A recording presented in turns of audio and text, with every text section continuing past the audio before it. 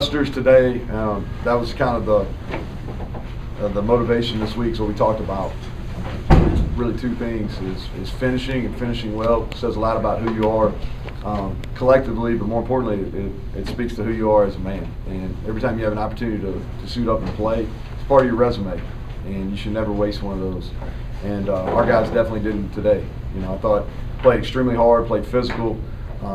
In about as bad a conditions you can play in. But talk about Street Busters, been since 2014, since West Virginia had beaten Oklahoma State way too long. And then I think we broke a 14-game home winning streak. And there's been a lot of good football teams that have came in here and haven't been able to get it done and sit in this media room, and we were the team that got it done. And so proud of our staff, proud of our players. Again, I think it says a lot about not only the players but the staff. I think is finishing and it hadn't been the year we wanted. It's not really the time to reflect. We'll do something postseason and kind of reflect and talk about that. But today is about this win and coming on the road to do it. I thought we persevered. We were beat up coming in, and I know they were too. And then we lost several good players during the game. They lost a couple. And thought offensively, just talking real quick, offensively we just found a way. And, we ran the ball, 250 yards rushing. Jalen Anderson, who we really like, and we've talked about him a lot the last 2 weeks. He's come on and he's got a bright future. He's got to continue to mature, but I think he showed some real signs, and that he's got a patient running style, but he was able to break two big ones. I thought our tight ends did a nice job. Both Plende had a rough one on a 3rd and short, but he bounced back. Him and Traylon Davis, and then our offensive line we got a chance to be good. We got to work to get those guys to come back, and I think they will. But you're talking about 3 guys that are playing first team all league level: Wyatt Milam, Zach Frazier, and Doug Nestor. And the other guys are coming along. Tomas Rimac, who's a redshirt freshman, right tackle by committee, Hubbard and Yates, but they've gotten better as the year comes back, and all those guys got eligibility left. And then Nico, he's a guy we had the plan to play him. He got in there. He's a little probably anxious is probably the best word to use. We're going to put him in the 3rd drive of the game. We did that. But he comes in the first drive once Garrett got knocked out of the game on. I got to figure out what targeting is. If y'all know that, let me know. But Nico comes in and he manages the game. And if you look at his stats, he ran the ball okay. He made a couple throws, made a huge throw on 3rd down versus 0 blitz. I thought that showed his talent. But he managed the game, and it is pouring down rain. We're playing on national TV on the road in his first extensive action, and he showed. And he wasn't ready early in the year. He really wasn't, and it wasn't within the last 3 or 4 weeks that we felt like he's really, you could tell in practice. And I think it's a credit to what we do from a developmental standpoint of the reps he's getting. He's getting about 60 to 70 live reps a week. Where he's got to make plays, and he's gotten better. And I thought he showed some real maturity today coming in and winning a football game. Defensively, I think it was just gritty. Secondary, we had guys down, and they've been maligned all year, and some of that fairly. But here we go, man. They made some nice plays on deep balls in that last drive. 3 really nice plays on the ball, and to get out of that game defending the pass. We've made some improvements. We're nowhere near where we want to be. Like I said, we'll talk more about that later. But I thought we played the run really well. Kind of bent. They hit a few, but we had a lot of no gains and a lot of TFLs, and I thought our D line showed up today. And Jordan Jefferson's had a great year. I think he's had an all-league year. Dante, in his last game, I don't know if his record will ever be broken. The most games ever played by a Mountaineer. I don't know if that'll ever be broken, but I thought he showed up big today, and I was happy to see that. And then special teams, they came after us punting, and Ollie dropped the last one, which the good thing for him, that'll be forgotten because it didn't end up not having an effect on the game, and he showed some athleticism getting it out. But if you look at what he did, they pressured him all night, and we averaged 44 yards a punt.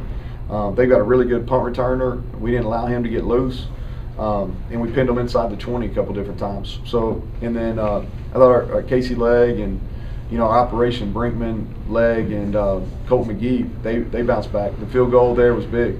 We were up by 2. To get to a 5-point, that was big, and then they made their PATs, and that stuff's sledding. You know, there's water kind of standing on the field, and the balls, you only get 10 balls now, and those balls by late in the game were getting wet. So I thought they did a nice job. So good team win, happy for them, be a fun plane ride back. So with that, questions? As you're looking at the weather forecast and putting together what you're going to do, what the guys are expecting, how much does that affect that? And then when you get here and see the conditions, how much adjusting? No, we knew. I think I said this maybe to Tony on the radio show on Tuesday night. You know, I looked at, you know, Sunday or Monday morning. I was driving in, and I was stopped at a stoplight, and I'll check the weather in Stillwater. So I look at it. It's going to be 60 and sunny. That'll be nice. All right. Fast forward Tuesday morning. I was coming in, same stoplight, same. Pull out the weather app. I look at it. 45 and rainy. I'm like, man, that's a quick change. And then as the week went, we knew it was going to. We practiced. You know, this is our third rain game. You know, so Kansas, Oklahoma, and then today. So we've had some experience playing in it. But we did some wet ball work in the week. So and we knew we were going to have to be somewhat conservative. You know, from a play calling standpoint, if it did get wet. You know, and the conditions were fine in the first half. It was really about, you know, I think by the time our second possession came, in the second half is when it really started coming steady. Any kind of update on Garrett? Yeah, he got a in that head-to-head hit. Yeah, so he's in the protocol.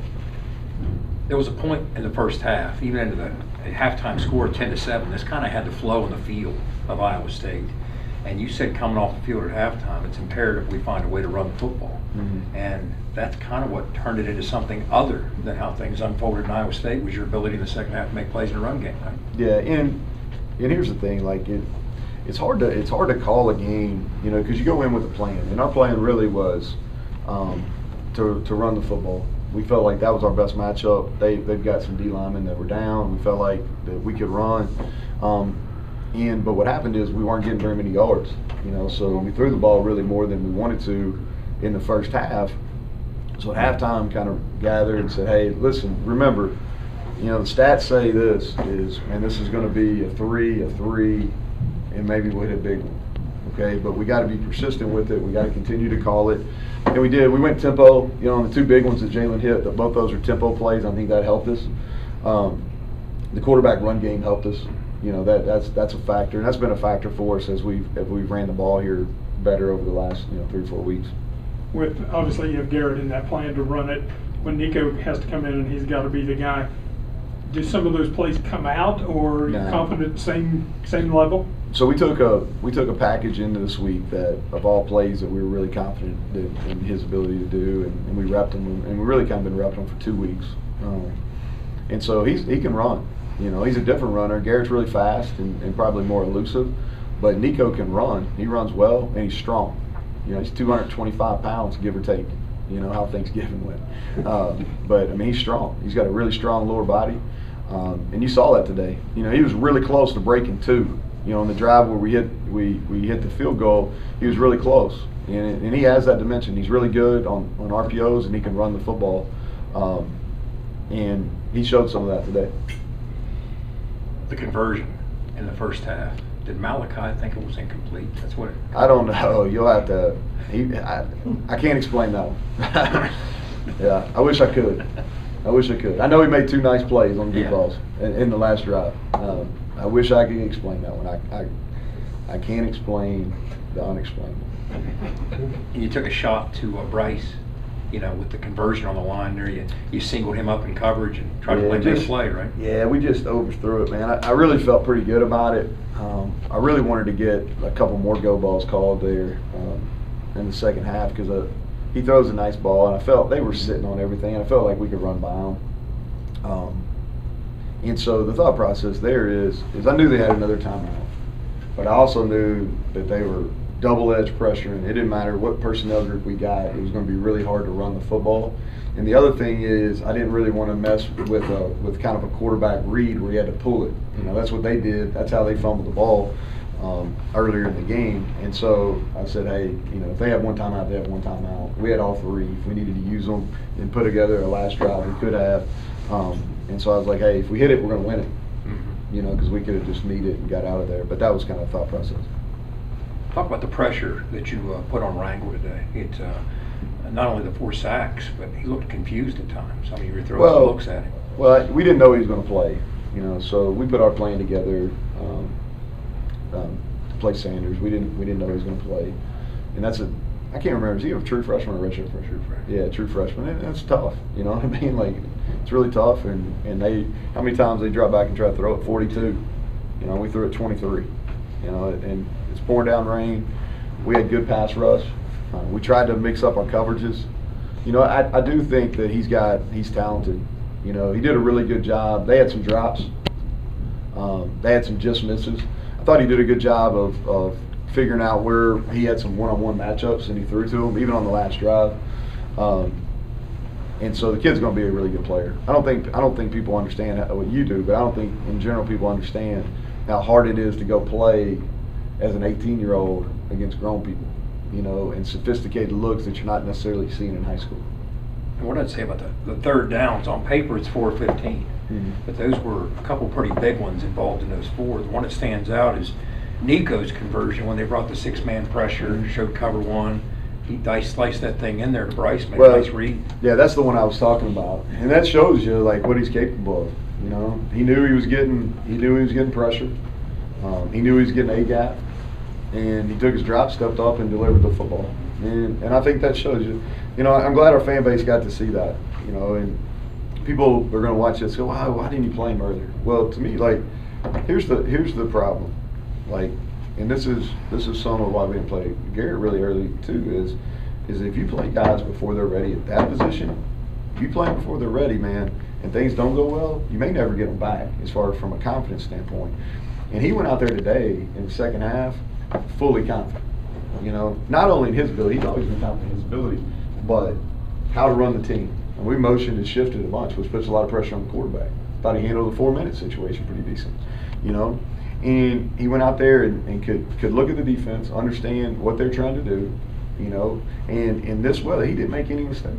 He didn't make any mistakes that affected our ability to win the game. And I'm not sure that had been the case early in the year. And so he's matured, he's worked, and like I said, proud of him. I'm proud of him. He's patient. He's been a great teammate all year, and the future's bright for him. The way things are changing in the college game, now you've got a little bit different preparation for recruiting your team again and recruiting things. Do you have your plan kind of together that next couple of weeks? Yeah, it'll be the next couple of days. We'll just kind of finalize those things. We're going to enjoy this one for a day, and I've been really I've made a point. Y'all heard me say this probably to nauseam a little bit, but I've really been stressing our guys, and I've been doing the same, and say let's be where our feet are. You know, let's finish the year. This isn't the record that we want, but let's finish the year. You know, let's worry about everything that after the year. And so I haven't just preached that. I've been living that. And so, you know, take the night, enjoy this. We got Sunday, Monday, and we'll reconvene as a team, and we'll have a lot of one-on-one meetings. We'll take advantage of the NCAA rule and have those discussions with not only the players but the people close to them.